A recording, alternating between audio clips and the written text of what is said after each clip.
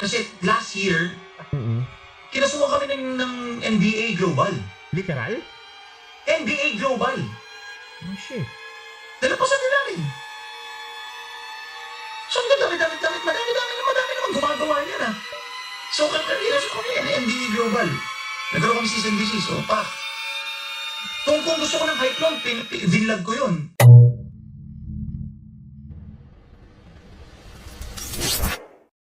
Hello mga stories! Welcome back sa isa naman random reaction. Faceless muna tayo. Random reaction tayo, the Faceless Edition. Okay? Dito sa ating channel, Marky Stories. Ako pala si Marky, no? At ngayon, mga stories, bago tayo simulan, no? Sinasabi ko sa inyo, no, na wala akong camera. Nagkaroon ng problema sa aking USB, which is yung nadali yung USB ko dito, no? So, hindi ko mapaandar yung webcam ko dito. Hindi nyo makikita. So, pero anyway, may talagang nangingilo, yung aking laptop nangingilo na. Ngayon, gusto ko kasing kung meron kayong bukal sa puso na kung gusto nyo magkaroon ng donation, nasa, Gcash ko, no? Nasa pin comment, no? Oo. Kahit anong amount, kahit piso man yan, 2 piso, okay lang yan. As long as may bukal ng puso para sa mga nakakapagdamit sa akin. Para sa aking PC upgrade, no? Oo. So, yun. Maraming salamat sa inyo, no? Kahit, okay lang, kahit piso lang, okay lang yan. Walang problema. I-shoutout ko na lang sa inyo yun. Okay? So, mga stories, no? At itong issue na to, no? Itong mensahe ng tungkol ito kay Pio Balbuena, yung about yung sa tambay cup niya. Magbabalik na naman dito si Pio Balbuena dahil nga sa itong kakasuhan daw yung NBA Global daw yung itong si Pio Balbuena dahil nga sa kanyang tambay cup, no? So, ayun. Yan, video na to, no? Pag-usapan natin ito si Pia Balbuena, tambay cup, yung mga lumulutang mga fire niya na umabot na sa punto na kakasuhan siya, no? Well, diretso tayo dito, no? Wala tayong paligo-ligo, wala akong pabebe. Kung may malinaw na punto, no? Sasabihin natin. Kung may hindi tama sa mga logical, no? Sasabihin natin yan. Okay? So, simulan na natin. Ito. Unang-una, no? Sa mga hindi kilala ko si Pino Balbuena, no?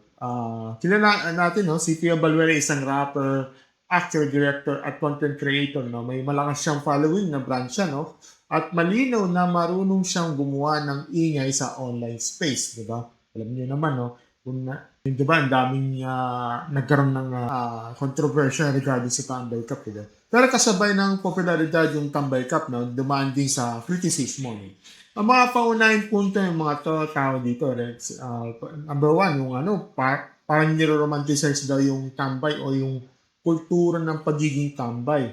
Tapos number 2, yung presyo daw yung mga cup niya, no, na damit. Hindi akma sa imaheng pangmasa yung gustong ibenta. Number 3, yung may mga akusasyon ng pagkakahaling tulad ng design ng mga malalaking brand, di ba? At ang number 4, yung kapag may pumupuna raw, no, imbes na tanggapin ang kritisismo, nagiging defensive siya o minsan personal na yung sagot niya, no? Kung alam mo yung no? Kung alam mo ba kung anong presyo yung cup niyan, naku, maabot ng 5 digits to 6 digits. Hindi umaabot na ng yan, ng 4 digits. Alam mo yung 4 digits. Basta mga 5 digits, 6 digits yan. Yung binibenta niya ng tambay cup, di ba? Tapos ito yung yung latest na nagpaingay. Ito na. So, ayon sa nakuha kong sa itong kay Kylie Morana, ito yung sa podcast niya, no. So, sinabi ni Pio na last year daw, no, kinasuhan sila ng NBA Global. Literal, NBA Global talaga. Yan. Panoorin natin ito. Ito yung galing ito sa, Pio Balbuena. So, ito. So, okay. So, wait lang. Ito. Number, 1 hour, 11 minutes, 57 seconds. Ito, let's go. Na kung gusto ko, sige, total napag-uusapan yan. Dito ko lang yan sasabihin. Alam mo ba kung gusto ko lang ng hype noon pa. Kasi last year, kinasuha kami ng NBA Global. Literal? NBA Global. Oh, shit. Nalapasan din namin. So, madami naman gumagawa niya na. Yung mga spoof. Diba si Stephen Curry, yung mismo logo. Sa amin, baling-bali eh. So, kinasuha kami NBA Global. Nagkaroon kami season disease, pak. Kung gusto ko ng hype nun, vinlog ko yun. Ito yung namin, sobrang hype nun. Sa era na yun. Nangyari yun, di ko nilabas. Dito ko lang nga sinabi sa'yo. Umabot siya sa ganong punto. Ganong ka-trending. Ganong ka-trending. Tinatag bro eh. So umabot sa kanila at saka para pansinin. Mismo. Ibig Para sabihin, sa akin, blessing in disguise yun, Tiny. kumati sa kanila, kumati. Di ba? Nauga. Diba, kasuha ka ng NBA Global, hindi NBA Philippines, Global. Solid. Oo. Diba? Sobrang proud ako nun. Tawa ako ng tawa. Oh my God! Sabi ko, Kumbaga, kung gusto mong sakyan yun, nilabas mo yun na may ganong labas ko. Not that type of guy, di ba? Pero baka ngayon, since nasabi ko na sa'yo, i-content ko na nga yan. Nasabi ko na dito sa show ni Tiny. Tol, ilang katanungan na. Okay, so yun lang yung sinabi lang niya na, yun, sinabi pala, matagal na pala yung yung sinabi niya na, ayan nga na, sinabi na, ngayon lang, matagal na daw yun na kinasuhan kasi tinatag niya yung tinatag, okay? Yung binanggit niya yung gusto niya lang daw sumakay sa hype, no? Matagal na pala itong bilog, no? Pero hindi niya ginawa. Ngayon lang daw niya sinabi dyan sa podcast na yan, okay? So, mga stories, no? Ito ang aking diretsahan sa reaction ko dito, no? Unang-una, hindi automatic na panalo ang masangkot sa legal issue. No? Well, linawin natin to. Hindi siya automatic na panalo siya ang pagdating sa sangkot sa legal issue. No? Minsan kasi may mga taong tinitignan ang kinasuhan kami ng malaking kumpanya bilang badge of honor. No? Parang ang dating parang proof na malaki na kayo. Napansin na kayo, delikado na kayo. Pero sa in the reality, mga stories, so, hindi ganun kasimple yan. Okay? Hindi ganun kasimple. Kasi kapag inabot ka ng legal complaint o legal pressure mula sa isang global brand, diba? Which is yung NBA, no? Hindi yan flex. That's a warning sign yan. Okay? Ibig sabihin, may posibilidad na may nakitang problema sa design, no? Sa trademark, sa branding, o sa paggamit ng mga elementong hindi mo pag-aari, di ba? Pangalawa, ito yung sa usaping tambay bilang brands, di ba? Ito yung itong prangkahan take ko dito, no? Magaling ang branding, no? Dahil napag-usapan, pero hindi dahil pinag-usapan, ibig sabihin ay tama kaagad. Well, ang tanong kasi dyan, mga stories, ano ba talaga ang binibenta mo? Estilo lang ba o mensahe din? Ba? Kasi kapag ginawa mong identity ang salitang tambay, diba, hindi mo maiwasang ma-question kung i-gino-glorify mo ba ang salitang kultura ng matagal ng problema sa lipunan, di ba? Oo, pwede mong sabihin sa reclaiming na word yan, no? Pwede mong sabihin na ang tambay diyan ay hindi tamad, kundi taong nasa kanto, nasa kalsada, may pinagdadaanan na may diskarte, may kwento, di ba? Pero hindi lahat ng tao ganun ang babasa. At doon at doon pumapasok ang responsibilidad ng brand owner. Kung alam mong madaling ma-misinterpret, no, dapat mas malinaw ang mensahe mo. Pangatlo, yung sa presyo. Alam mo naman, di ba, sa talagang nagpapailing ng mga kung ang brand mo ay nakakasindig sa masa sa kanto, sa street image, no? Tapos, ang presyo, 5 digits, 6 digits, hindi mo kaya ordinary taong gusto mong ipresenta. Ano ba? May disconnect, di ba? Yes, may negosyo. Wala namang masamang kumita eh. Walang masamang magpresyo ng maayos kung quality talaga ng product. Walang problema dyan. Pero huwag tayong magpanggap na walang irony. Yan ang puntong ko sa dito. So, brand ang tambay, pero hindi aabot ng karaniwang tambay. Yan ang punto ng mga kritiko. At sa totoo lang, mga stores, so may itong logical naman eh. 'Di ba? Pangapat, ito naman yung design issue. No? Ito yung, kasi ang tagal na to kasi, mga stores. So, ito yung sabi ko sa inyo every time na talagang delikado itong bahagi na to, hindi nyo na nalalaman, tapos proud ka pa. Kasi hindi mo itong simpleng na-off ako sa mensahe na. Hindi na ito simpleng mahal masyado kapag design, trademark, logo, inspiration, o posibleng legal conflict ang usapan. Mas mabigat yan, okay?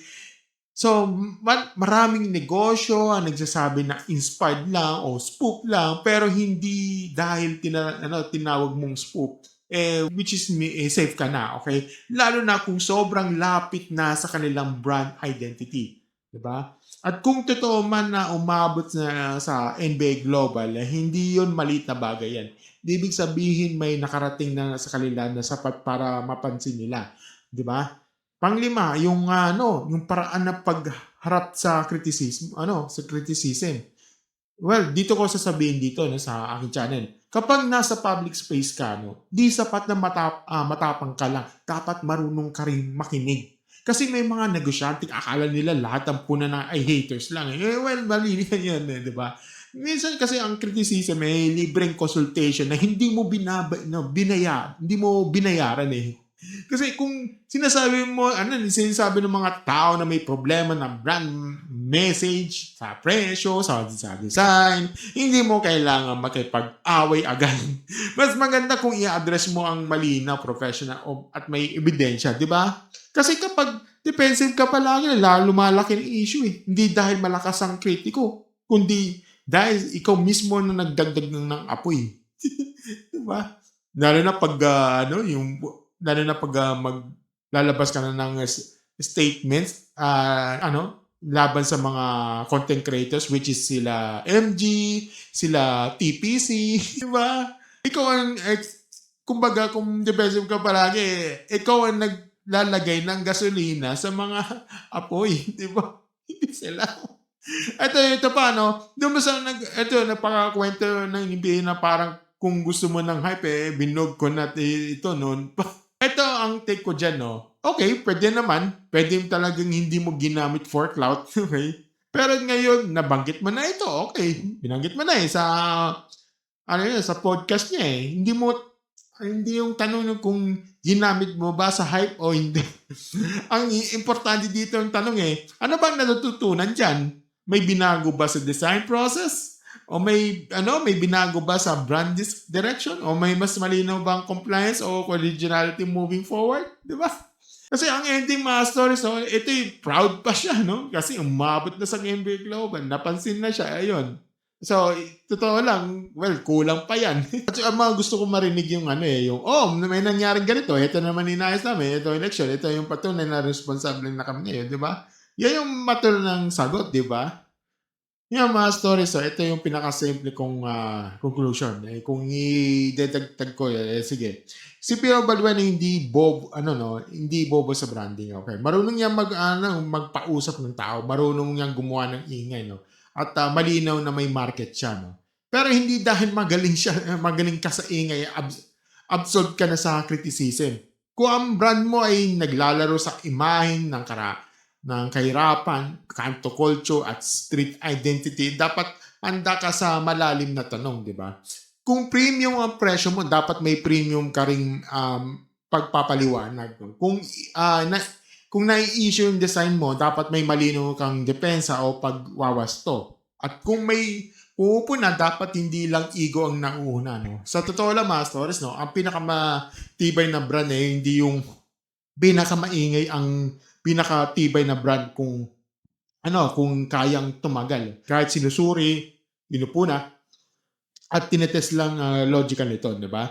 So, kung gusto mo talagang patunayan na tambay brand na hindi lang ito hype, dapat mas malinaw na ito ay original, originalidad, mensahe, tsaka pananagutan, di ba? So, yeah, mga stories, no? Anong mas mabigat na para sa'yo, no? Yung issue, no? Itong thumbnail. Anong sa inyo dito, no? So, talagang parang proud na proud pa siya, no? Ano yung masasabi niyo dito, mga stories? So, comment down below at ayoko na magbagi ng mga question. Ano sa inyo dito, no? Na, ano siya, no? Kakasuhan daw siya na, no? Totoo ba ito o talagang, ano, parang inaasar itong NBA Globe? Comment down below, no? Basahin natin yan. Kung gusto niyo ng ganitong opinionated logical flank, stay to the point, commentary videos, don't forget to like, share, subscribe sa ating channel, and click na notification button sa ating baba, no? Mga stories, no? Sa pin comment, no? Please, again, please, no? Kung may bukal na loob, no? Donate nyo yun, kahit anong amount, no? Pwedeng donate, no? Any amount sa GCash ko, Maya, nasa pin comment, no? Sana kung may buka na loob, no? Pa-donate na ako by GCash. Thank you mga stories. At maraming salamat at thank you and have a great night. Stories, bye.